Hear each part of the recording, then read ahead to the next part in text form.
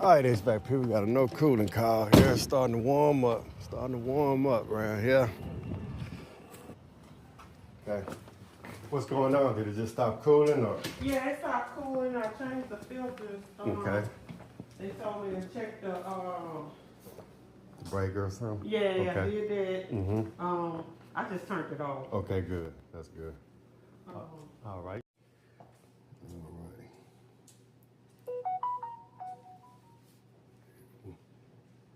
Hello? All right, let's turn this on. Cool.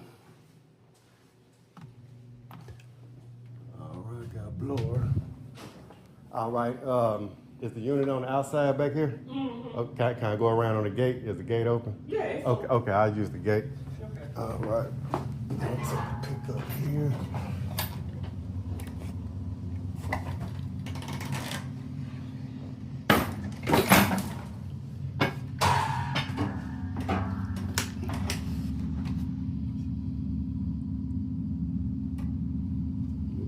Filter. Right.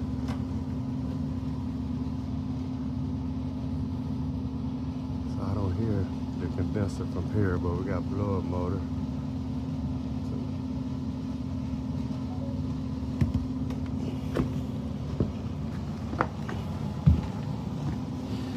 All right, someone's gonna fill this line right here.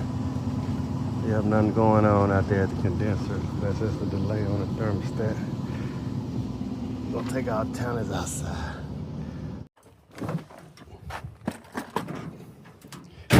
All right, go around back here.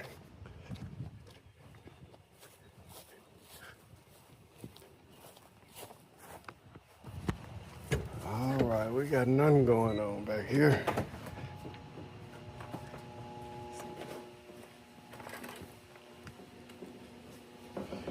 Ooh, we look at that cord there. That's a capacitor killer all day there, folks.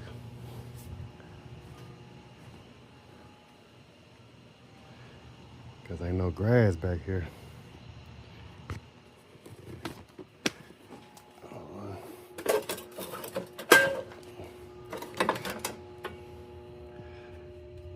right, turn it off.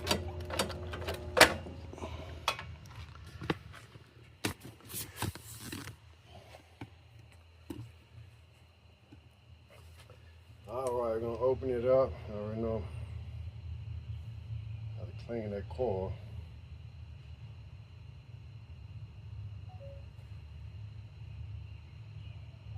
It's in pretty rough shape there. That's a good one. I ain't about to take this thing apart though. Man, I left my little 25-foot hose with a customer. I don't know which customer. Oh, I got about 300 foot of hose. I've been meaning to go by Home Depot, give me another one. All right, so first thing I'm gonna do is just check this capacitor here. Let's check the voltage.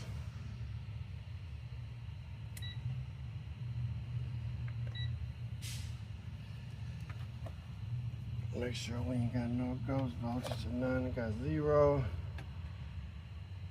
0, lead to lead, and break the ground there. All right, discharge this cap.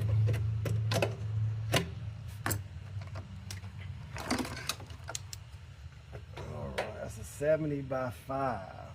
Take the fan off first. Hello? What's up, man? What's going on? Hey, do you think, I just had a quick question, man.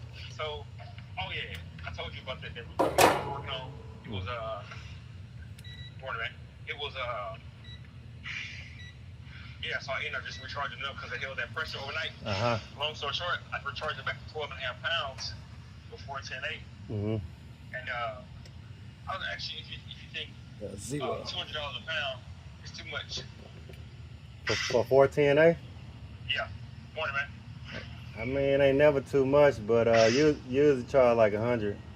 You know what I'm saying? 100. In between 90 and about 125. 90 and 125? Yeah. Oh, okay. I didn't know if it was. Okay. No, that's all I wanted because my friend he worked over there called Baker Brothers. Uh-huh. I don't know if y'all got them there. Yeah. They said they charge 200. Okay. Yeah, I mean, like I say, it ain't.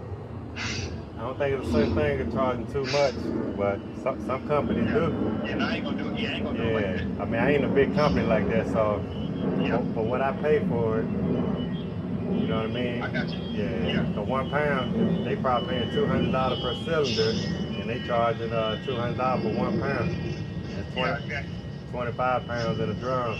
So shit, they making a killing then. But I understand, you know, they got a little more overhead than me, but you know. Yeah. And then at the end of the day too, competitive rates. If that's what they doing in your market, you got to kind of charge what the market. So even if you do 150, 180, it's cheaper than them. Yeah. I'm gonna keep it around like what you said. Yeah. Thank you. All right, man. How did you let? Yeah. Later. Yeah. All right, folks. So this thing right here, we got 0 on this capacitor right here. Let me show you. So I'm going from common to that Herm right there, and I got 0. I'm gonna go to common to fan, and I got 0. Cause ain't none working on here, so definitely gonna have a bad cap.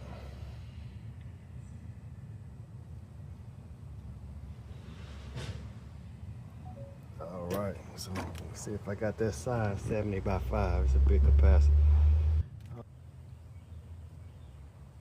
All right, so we're gonna put a new capacitor on here. Take all this off.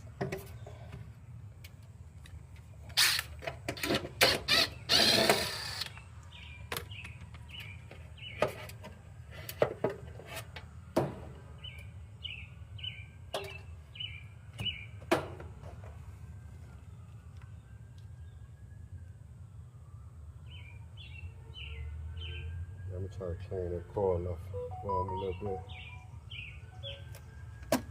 Yeah, that should be good to go.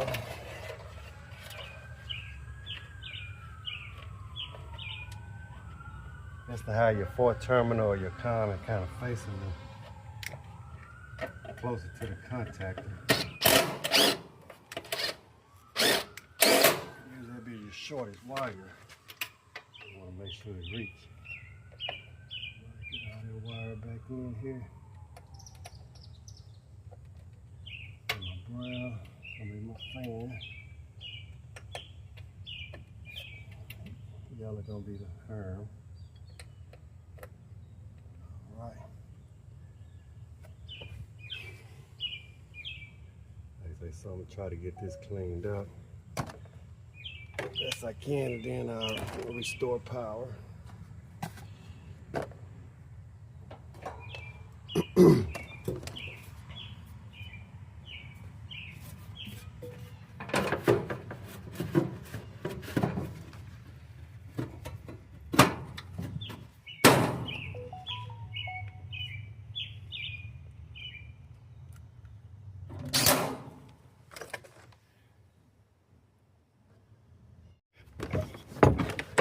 Like I said, I gotta go buy me another shorter one of these because I gotta pull all this out. About 300 foot of hose. And don't make you too enthusiastic about cleaning no coil. I would have me a little short one. I put in my little 1 gallon bucket. All that hose. For my commercial properties there. If there ain't no grass back here, you're really gonna get right back there. Couple months.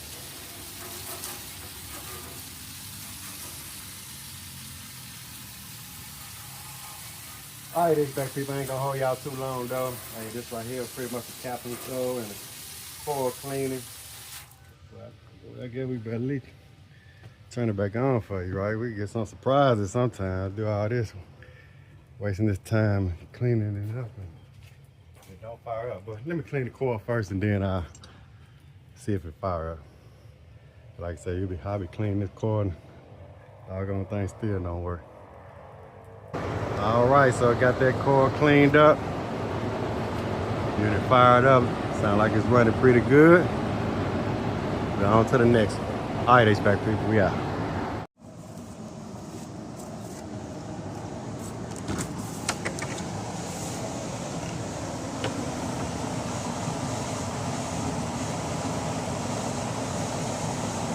Uh, 82 degrees out here.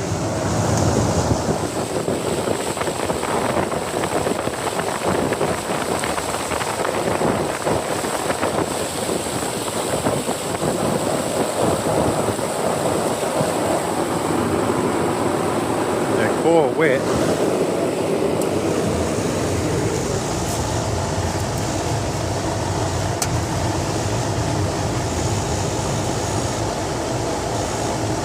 I said I'll be looking for about a 15-degree wire, but that coil wet. I had to wait till it dry to get a good read.